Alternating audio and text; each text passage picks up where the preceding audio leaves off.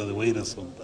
ಈಗ ನೆಕ್ಸ್ಟ್ ಇದು ಇನ್ನೊಂದು ಸ್ಟೆಪ್ ಏನು ವಾಯು ಗಾಳಿಯಿಂದ ಬರುವಂಥದ್ದು, ಅದು ಬಂದು ಮಾನಸಿಕ ವಾಸ್ತೆ ತರುವಂಥ ಕಾಯಿಲೆ ಇದೆ. ಅದ್ರ ಬಗ್ಗೆ ಇನ್ನೂ ಒಂದು 2-3 ತಿಂಗಳು ಕಳೀಬೇಕು ಅದರಲ್ಲಿ. ಅದು ಒಟ್ಟು ಮನುಷ್ಯ ಎಚ್ಚರವಾಗಿದ್ದು ಆರೋಗ್ಯ ಕಾಪಾಡ್ಕೊಂಡು ಸ್ವಚ್ಛತೆಯನ್ನು ಕಾಪಾಡ್ಕೋಬೇಕು ಮನುಷ್ಯ. ನೈರ್ಮಲ್ಯವನ್ನು ಕಾಪಾಡ್ಕೋಬೇಕು, ಅದು ಭಾಳ ಮುಖ್ಯವಾದ್ದು. ನಾವೇನು ಹೇಳಕ್ಕೆ ಹೋಗೋದ್ರ ಬಗ್ಗೆ ಅದು ಹಾಗೇನಿಲ್ಲ. ಮೊನ್ನೆ ಗ್ರಹಣಗಳು ಎಲ್ಲ ಬಂತಲ್ಲ, ಇದು ಭಾರತ ಕಂಡ ಜಗತ್ತಿನಾದ್ಯಂತ ಇದ್ರ ಭವಿಷ್ಯ ಅಂದರೆ ರಾಜಕೀಯ ವಿಪ್ಲವ ಅಂತದೆ. ಅಮೇರಿಕಾದಲ್ಲಾಯಿತು ಮತ್ತು ಎಲ್ಲ ಕಡೆ ಅಟ್ಲಾಗ್ತಾ ಇದೆ. ರಾಜಕೀಯ ವರ್ಗದ ಬಗ್ಗೆ ವಿಪ್ಲವ ಅಂತ ಹೇಳ್ತಾರೆ.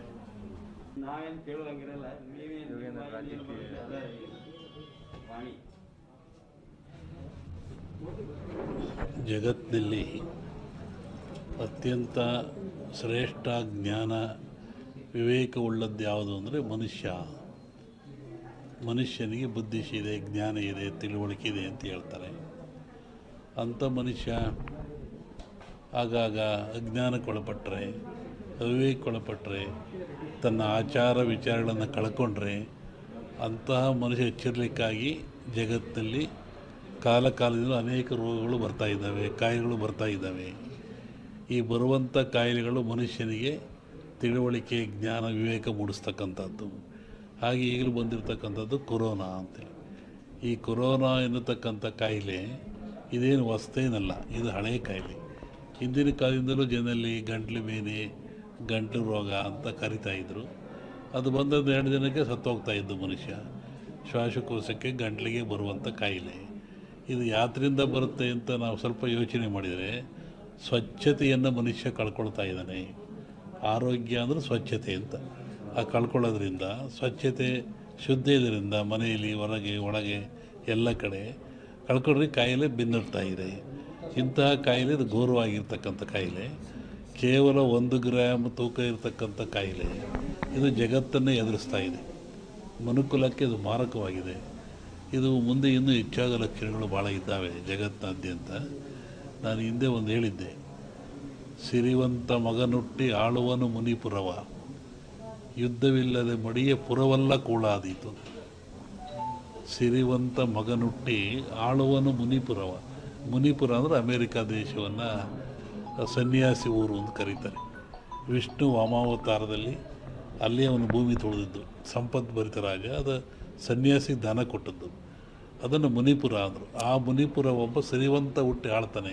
ಡೊನಾಲ್ಡ್ ಯಾರ ಮನೆ ಹೋದ್ನಲ್ಲ, ವಿತೌಟ್ ಬ್ಯಾಟರಿ ಜಗತ್ತು ಹಾಳಾಗೋಗ್ತದೆ ಅಂತ. ಹಾಗೆ ಅವನ ಕಡೆಯ ದಿನಗಳಲ್ಲಿ ಮಳೆಗಳು, ಬೆಳೆಗಳು ನಾಶವಾಯಿತು. ಕೊರೋನಾ ಜಾಸ್ತಿ, ಇನ್ನೂ ಜಾಸ್ತಿ ಆಗ್ತಾಯಿದೆ. ಅಂಥ ಒಂದು ಕಾಲಜ್ಞಾನದ ಸೂಚನೆ ಅದು. ಆ ದೃಷ್ಟಿಯಿಂದ ನಮ್ಮ ಈ ನಾಡಿಗೆ ನಾವು ಬರೋದಾದರೆ ಇದು ಇನ್ನೂ ಜನವರಿ, ಫೆಬ್ರವರಿಗೆ ಹೇಳಕ್ಕೆ ಬರೋದಿಲ್ಲ. ನಾನು ಮೊನ್ನೆ ಹೇಳಿದ್ದಲ್ಲಿ ನಿಮ್ಮ ಇದರಲ್ಲಿ, ಕಾರ್ತಿಕ ಮತ್ತು ಆಶ್ವೀಜದಲ್ಲಿ ಹಳ್ಳಿಗಳಲ್ಲಿ ಹೆಚ್ಚಾಗ್ತದೆ ಕಾಯಿಲೆ ಇದು ಅಂತ, ಹೆಚ್ಚಾಗ್ತಾ ಇದೆ. ಆಮೇಲೆ ಇನ್ನೂ ಮಳೆ ಬರೋ ಲಕ್ಷಣಗಳು ಭಾಳ ಇದ್ದಾವೆ. ಜನಗಳಲ್ಲಿ ಅಶಾಂತಿ ಆಗ್ತಕ್ಕಂಥದ್ದು ಲಕ್ಷಣಗಳಿದ್ದಾವೆ. ಏನು ಯುಗಾದಿ ಮೇಲೆ ಇದನ್ನು ನಿರ್ಣಯಿಸಬೇಕು ಏನು ಅಂತ. ನೆಕ್ಸ್ಟು ಇನ್ನೊಂದು ಸೆಕೆಂಡ್ ಟೈಪ್ ಇದೇ ಟರ್ನ್ ಆಗ್ತಾಯಿದೆ. ಟರ್ನ್ ಅಂದರೆ ಕಾಯಿಲೆ ವಾಯು ಬಗ್ಗೆ ಬರುವಂಥದ್ದು. ಈ ಕೊರೋನಾ ವಾಯುವಿಂದ ಬರೋದಲ್ಲ, ವಾಯು ಮಾಧ್ಯಮ ಅಲ್ಲ ಇದಕ್ಕೆ. ಕೊರೋನಾ ತೂಕವಾಗಿರುತ್ತಿದ್ದು, ತೂಕವಾಗಿರೋದ್ರಿಂದ ಕೆಮ್ಮಿದರೆ, ಕೆಕ್ಕಿಸಿದರೆ, ಉಗಿದ್ರೆ ಕಫ ಬಂದು ಆ ಕಫ ನಮ್ಮಲ್ಲಿ ಬರ್ತದೆ, ವೈರಸ್ ಅಂತ. ಈಗ ನೆಕ್ಸ್ಟ್ ಇದು ಇನ್ನೊಂದು ಸ್ಟೆಪ್ ಏನು ವಾಯು ಗಾಳಿಯಿಂದ ಬರುವಂಥದ್ದು, ಅದು ಬಂದು ಮಾನಸಿಕ ವಾಸ್ತೆ ತರುವಂಥ ಕಾಯಿಲೆ ಇದೆ. ಅದ್ರ ಬಗ್ಗೆ ಇನ್ನೂ ಒಂದು 2-3 ತಿಂಗಳು ಕಳೀಬೇಕು ಅದರಲ್ಲಿ. ಅದು ಒಟ್ಟು ಮನುಷ್ಯ ಎಚ್ಚರವಾಗಿದ್ದು ಆರೋಗ್ಯ ಕಾಪಾಡ್ಕೊಂಡು ಸ್ವಚ್ಛತೆಯನ್ನು ಕಾಪಾಡ್ಕೋಬೇಕು ಮನುಷ್ಯ. ನೈರ್ಮಲ್ಯವನ್ನು ಕಾಪಾಡ್ಕೋಬೇಕು, ಅದು ಭಾಳ ಮುಖ್ಯವಾದ್ದು. ನಾವೇನು ಹೇಳಕ್ಕೆ ಹೋಗೋದ್ರ ಬಗ್ಗೆ ಅದು ಹಾಗೇನಿಲ್ಲ. ಮೊನ್ನೆ ಗ್ರಹಣಗಳು ಎಲ್ಲ ಬಂತಲ್ಲ, ಇದು ಭಾರತ ಕಂಡ ಜಗತ್ತಿನಾದ್ಯಂತ ಇದ್ರ ಭವಿಷ್ಯ ಅಂದರೆ ರಾಜಕೀಯ ವಿಪ್ಲವ ಅಂತದೆ.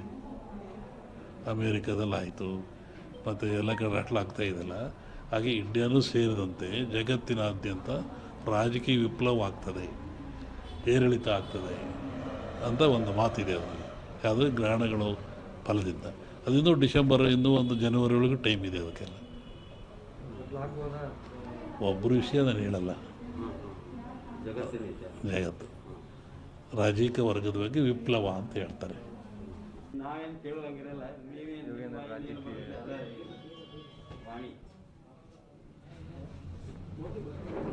ಜಗತ್ತಿನಲ್ಲಿ ಅತ್ಯಂತ ಶ್ರೇಷ್ಠ ಜ್ಞಾನ ವಿವೇಕವುಳ್ಳದ್ದು ಯಾವುದು ಅಂದರೆ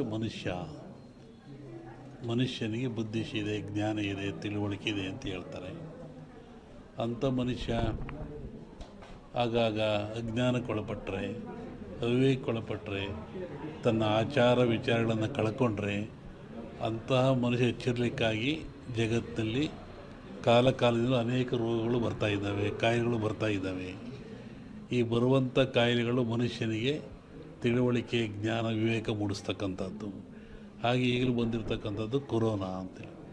ಈ ಕೊರೋನಾ ಎನ್ನತಕ್ಕಂಥ ಕಾಯಿಲೆ ಇದೇನು ಹೊಸತೇನಲ್ಲ, ಇದು ಹಳೆಯ ಕಾಯಿಲೆ. ಹಿಂದಿನ ಕಾಲದಿಂದಲೂ ಜನರಲ್ಲಿ ಗಂಟ್ಲು ಬೇನೆ, ಗಂಟಲು ರೋಗ ಅಂತ ಕರಿತಾಯಿದ್ರು. ಅದು ಬಂದದ್ದು 2 ದಿನಕ್ಕೆ ಸತ್ತೋಗ್ತಾಯಿದ್ದು ಮನುಷ್ಯ.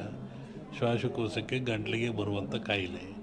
ಇದು ಯಾತ್ರಿಂದ ಬರುತ್ತೆ ಅಂತ ನಾವು ಸ್ವಲ್ಪ ಯೋಚನೆ ಮಾಡಿದರೆ, ಸ್ವಚ್ಛತೆಯನ್ನು ಮನುಷ್ಯ ಕಳ್ಕೊಳ್ತಾ ಇದ್ದಾನೆ. ಆರೋಗ್ಯ ಅಂದರೆ ಸ್ವಚ್ಛತೆ ಅಂತ. ಆ ಕಳ್ಕೊಳ್ಳೋದ್ರಿಂದ, ಸ್ವಚ್ಛತೆ ಶುದ್ಧ ಇದರಿಂದ ಮನೆಯಲ್ಲಿ, ಹೊರಗೆ, ಒಳಗೆ ಎಲ್ಲ ಕಡೆ ಕಳ್ಕೊಂಡ್ರೆ ಕಾಯಿಲೆ ಬೆನ್ನಡ್ತಾ ಇದೆ. ಇಂತಹ ಕಾಯಿಲೆ ಇದು ಘೋರವಾಗಿರ್ತಕ್ಕಂಥ ಕಾಯಿಲೆ. ಕೇವಲ 1 ಗ್ರಾಮ್ ತೂಕ ಇರತಕ್ಕಂಥ ಕಾಯಿಲೆ ಇದು ಜಗತ್ತನ್ನೇ ಎದುರಿಸ್ತಾ ಇದೆ. ಮನುಕುಲಕ್ಕೆ ಇದು ಮಾರಕವಾಗಿದೆ. ಇದು ಮುಂದೆ ಇನ್ನೂ ಹೆಚ್ಚಾದ ಲಕ್ಷಣಗಳು ಭಾಳ ಇದ್ದಾವೆ ಜಗತ್ತಿನಾದ್ಯಂತ. ನಾನು ಹಿಂದೆ ಒಂದು ಹೇಳಿದ್ದೆ, ಸಿರಿವಂತ ಮಗನುಟ್ಟಿ ಆಳುವನು ಮುನಿಪುರವ, ಯುದ್ಧವಿಲ್ಲದೆ ಮಡಿಯ ಪುರವಲ್ಲ ಕೂಳಾದೀತು. ಸಿರಿವಂತ ಮಗನುಟ್ಟಿ ಆಳುವನು ಮುನಿಪುರವ. ಮುನಿಪುರ ಅಂದರೆ ಅಮೇರಿಕಾ ದೇಶವನ್ನು ಸನ್ಯಾಸಿ ಊರು ಅಂತ ಕರೀತಾರೆ. ವಿಷ್ಣು ವಾಮಾವತಾರದಲ್ಲಿ ಅಲ್ಲಿ ಅವನು ಭೂಮಿ ತುಳಿದಿದ್ದು, ಸಂಪದ್ಭರಿತ ರಾಜ. ಅದು ಸನ್ಯಾಸಿ ದಾನ ಕೊಟ್ಟದ್ದು, ಅದನ್ನು ಮುನಿಪುರ ಅಂದರು. ಆ ಮುನಿಪುರ ಒಬ್ಬ ಸಿರಿವಂತ ಹುಟ್ಟಿ ಆಳ್ತಾನೆ. ಡೊನಾಲ್ಡ್ ಯಾರ ಮನೆ ಹೋದ, ಅವರು ಅಡವಿಯಲ್ಲಿದ್ದು ಕುರಿಗಳನ್ನು ಸಾಯ್ಕೊಂಡು, ಕುರಿಯ ಇಕ್ಕೆಯಲ್ಲಿ ಲಿಂಗವನ್ನು ಕಂಡು ದೈವಾರಾಧನೆ ಮಾಡಿಕೊಂಡು ಬಂದಂಥ ಒಂದು ಸಮಾಜ.